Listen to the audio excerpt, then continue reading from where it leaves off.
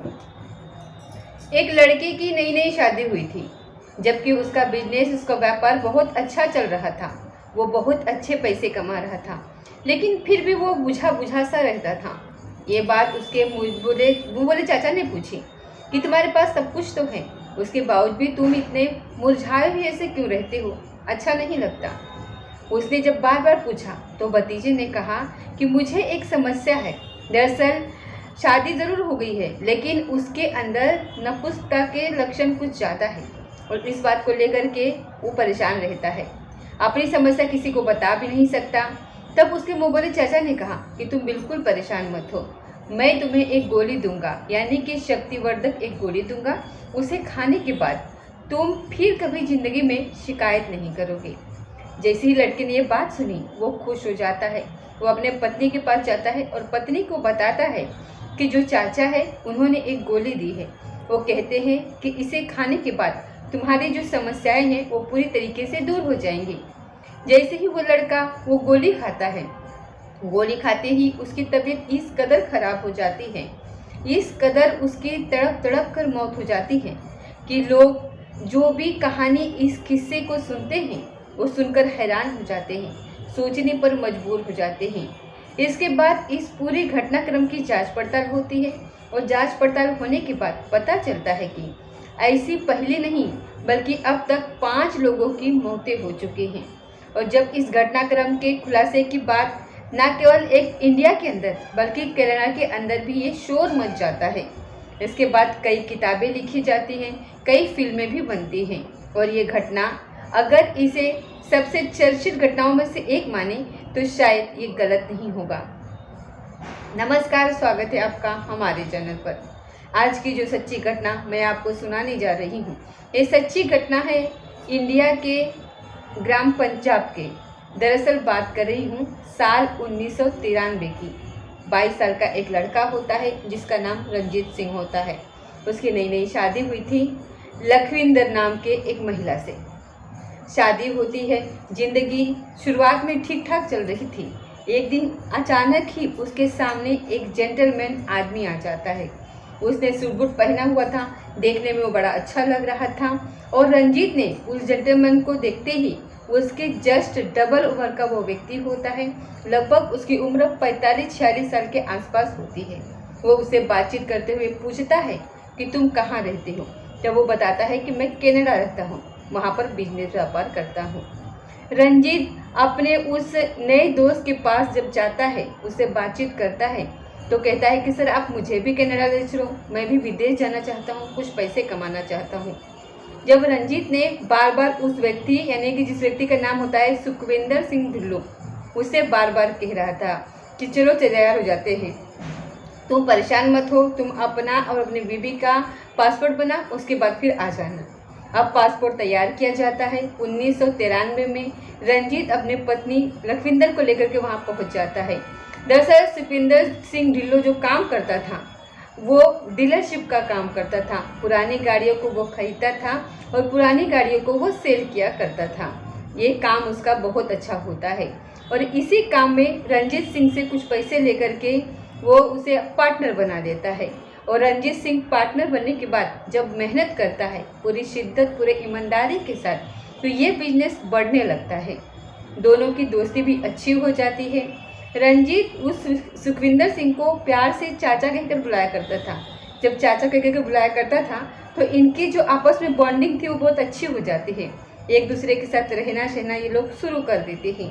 तभी एक दिन सुखविंदर सिंह ढिल्लों ने उसे एक आइडिया दिया। उसने कहा कि अगर हम दोनों अपना अपना इंश्योरेंस कराएं, बीमा कराएं तो कैसा रहे। जब ये बात की जाती है जब बीमे की, तो वो कहता है कि मुझे कोई एतराज़ नहीं है, वैसे भी मुझे इस बीमे के बारे में ज़्यादा जानकारी है नहीं।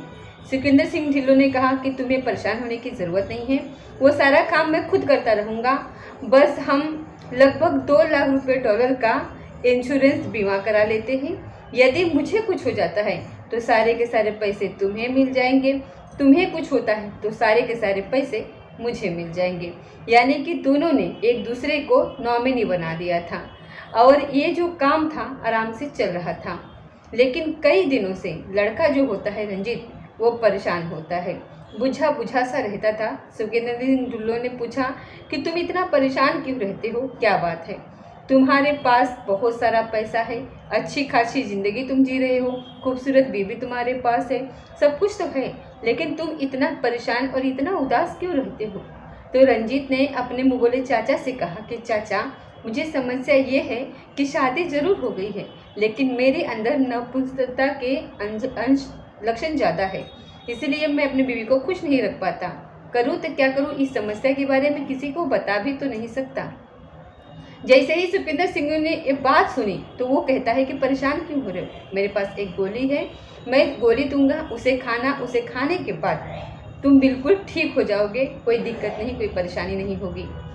22 जून 1996 में उसने अपने पत्नी के साथ जब उसके पास जाता है, उससे बातचीत कर रहा था, तो बातचीत करने के दौरान उसने कहा कि ये गोली है और ये गोली चमत्कार कर देगी, दरअसल ये चाचा ने दी है। अब वो गोली खाता है और गोली खाने के बाद उसकी तबीयत अचानक से बिगड़ने लगती है। उसके जो दांत थे वो कभी दांत लग जाते हैं, यानी कि वो बोलने की स्थिति में नहीं रहता, तो कभी तीर कमान की तरह टेढ़ा हो जाता है, तो कभी वो ज़ोर ज़ोर से चीखता है, चिल्लाता है, कभी उसके पेट में बहुत ज़्यादा हवा भर जाती है, तो कभी उसका पेट एकदम से अंदर को पिचक जाता है। वो समझ नहीं पा रहा था कि आखिरकार उसके साथ हो क्या रहा है। वो तड़पने लगता है और इतना तड़पता है कि बस ये जो इसकी बीवी पास में जो लखविंदर होती है वो देखकर खुद हैरान थी।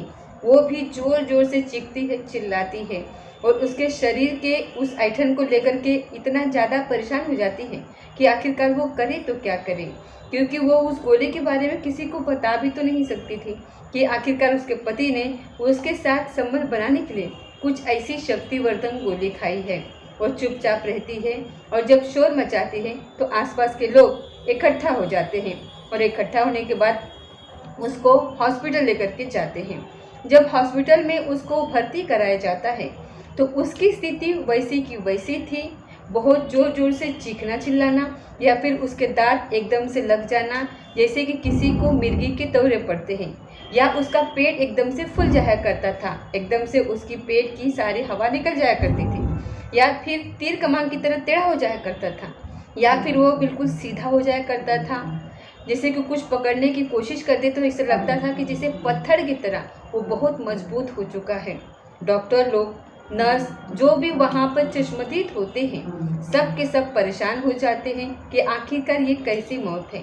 वो मर जाता है और मरने के बाद जब उसका पोस्टमार्टम कराया जाता है तो पोस्टमार्टम में सामान्य मौत आती है, वो सामान्य मौत आती है, लेकिन पोस्टमार्टम में ये सस्पिशियस जरूर दिखाया गया था कि ऐसा कुछ तो है जो इसके साथ हुआ है, लेकिन मौत का असली कारण जो था वो स्पष्ट नहीं हो पाया था और उसका रिजर्व कर लिया गया था ताकि भविष्य में अगर कोई ज़रूरत पड़ेगी तो उसकी जांच करा ली जाएगी। वक्त ऐसे ही बीतने लगता है। पत्नी अपने पति की मौत को लेकर के परेशान थी। अभी हाल ही में तो 2-3 साल पहले शादी हुई थी, अचानक से पति की मौत। वह इंडिया से कनाडा गई थी ये सब कुछ काम करने के लिए, पैसे कमाने के लिए, पति के साथ एक अच्छी ज़िंदगी जीने के लिए। पति मर चुका था और ऐसी स्थिति में उसके पास कोई सहारा था नहीं, उसे वापस लौट करके आना था, लेकिन वो नहीं जानती थी कि उसके पति का लगभग $2 लाख का इंश्योरेंस भी है। कहीं उनके घर पर एक कैनेडियन लाइफ इंश्योरेंस कंपनी का एक अधिकारी आता है जिसका नाम क्रिस्टन एलियट ऐसा कुछ नाम होता है। तो क्रिस्टन एलियट उनके पास पहुंचता है और उनके पत्नी से पूछता है कि आखिरकार तुम्हारे पति की मौत कैसे हुई। जब बार बार उससे पूछा जाता है तब वो कहानी बताती है जैसे उसने तड़प तड़प के उसकी मौत होती है। लेकिन जब असली बात आती है कि आखिरकार उसने क्या खाया था, क्या नहीं खाया था, क्योंकि क्रॉस क्वेश्चन कर लेते हैं और 2 लाख रुपए जो देने थे उसमें नॉमिनी का जो नाम देखता है तो नॉमिनी का नाम होता है सुखविंदर सिंह ढिल्लों का। जब ये बात उसकी पत्नी को पता चलती है तो उसे बड़ा आश्चर्य होता है। पत्नी कहती है कि $2 लाख का इंश्योरेंस था, उसे कोई जानकारी नहीं है। दरअसल एक गोली दी थी शक्तिवर्धक गोली के नाम से, और वो गोली दी थी सुखविंदर सिंह ढिल्लों ने।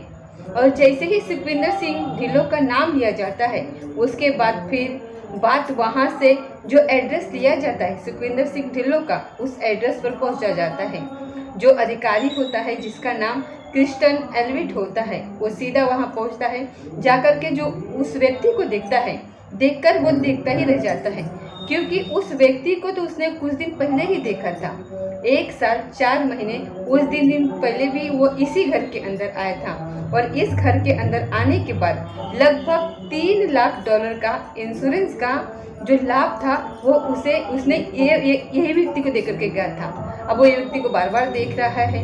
अभी 1 साल पहले उसने $3 लाख का लाभ दिया है, अब वो $2 लाख का उसको चेक देने के लिए वो फिर से आया था। तो आखिरकार एक ही व्यक्ति को 2 बार ऐसी क्या बात हुई है?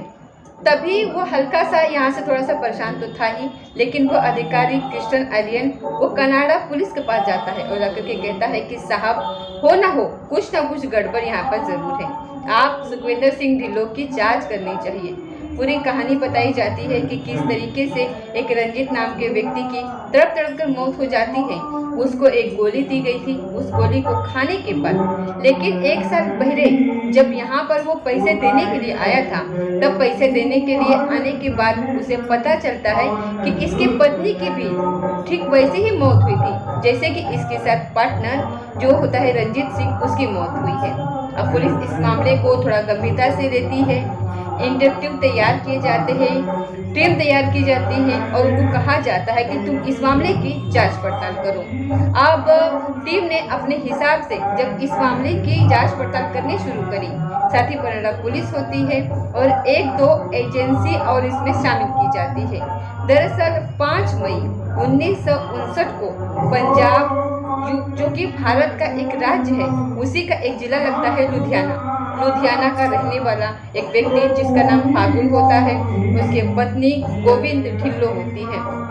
दरअसल उनको 3 बच्चे और 3 बेटे पैदा होते हैं। एक बेटा का नाम सुखवीर रखा जाता है, दूसरे का नाम दशम रखा जाता है और तीसरे बेटे का नाम रखा जाता है सुखविंदर सिंह ढिल्लो। सुखविंदर सिंह ढिल्लो शुरू से ही थोड़ा सा तेज तर्रार किस्म का व्यक्ति था, इसीलिए उसका नाम उसे प्यार से जोधा भी कहकर बुलाया करते थे, यानी कि युद्ध लड़ने वाला। उसके पिता उसको ऐसे बुलाते थे कि पिता के बचपन में जब 5 साल का था तो मौत हो जाती है और माँ पर पूरी जिम्मेदारी आ जाती है।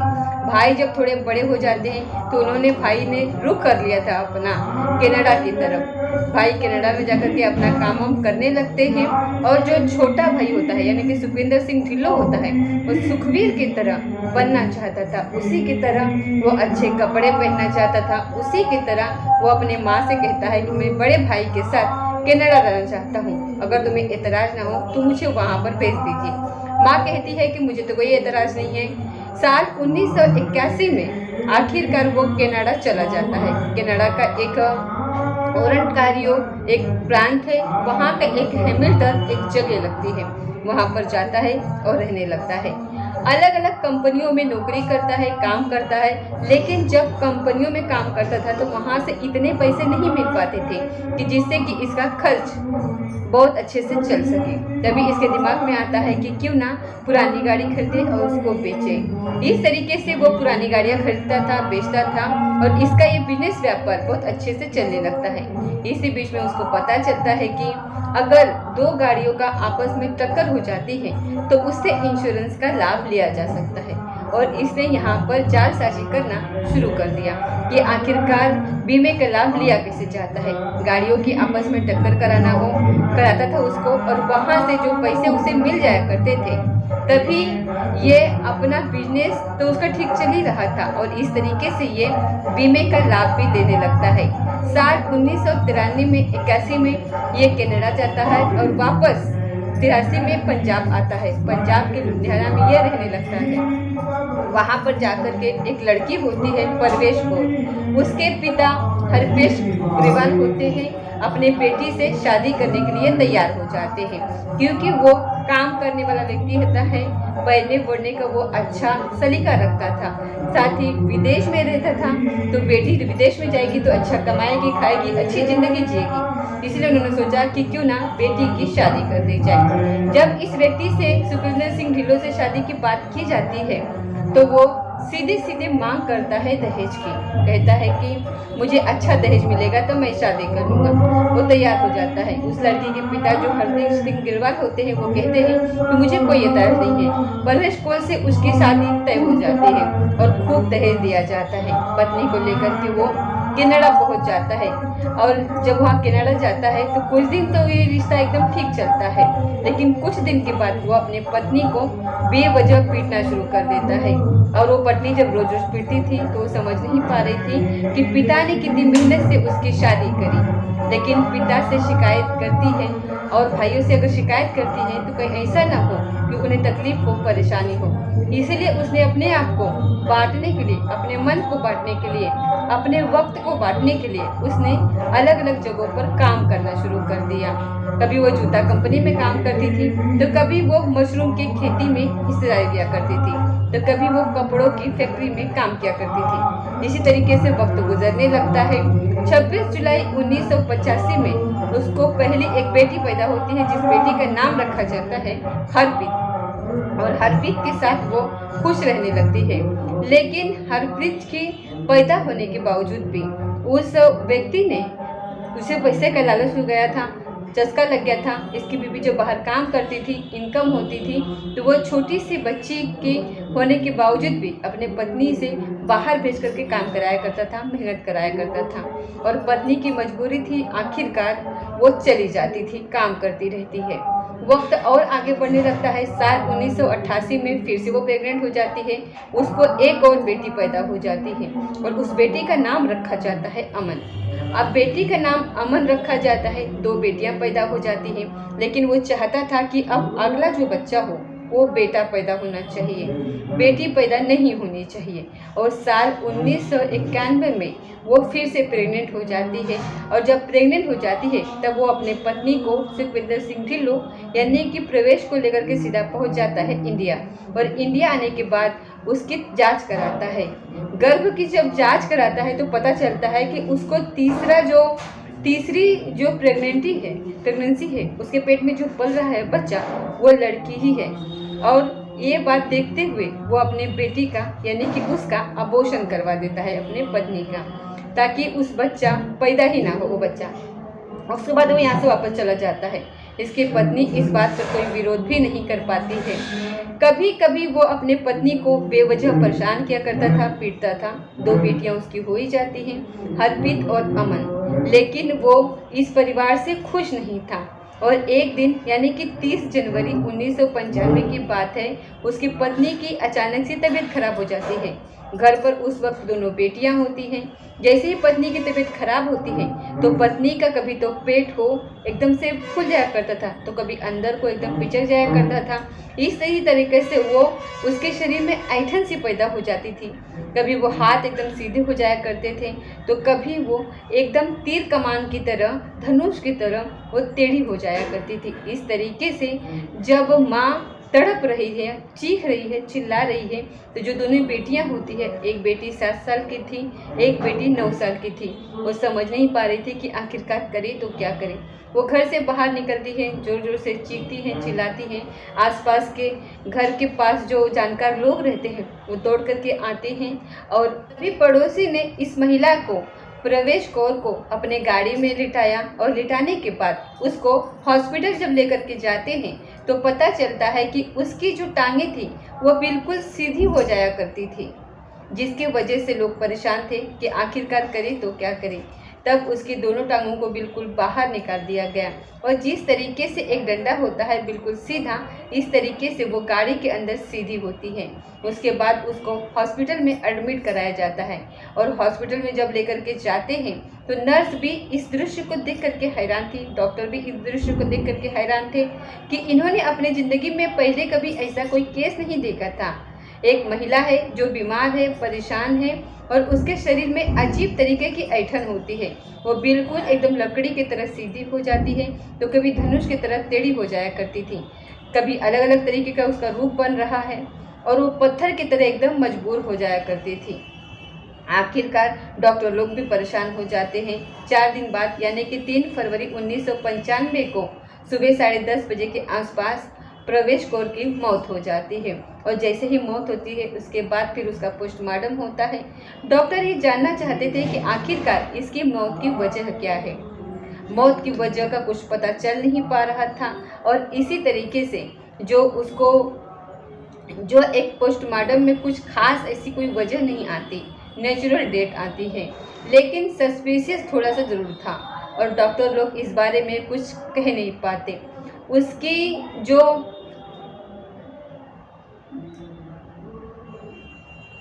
उसका केस था उसको रख लिया गया था ताकि अगर भविष्य में जांच की ज़रूरत पड़ी तो जांच कर ली।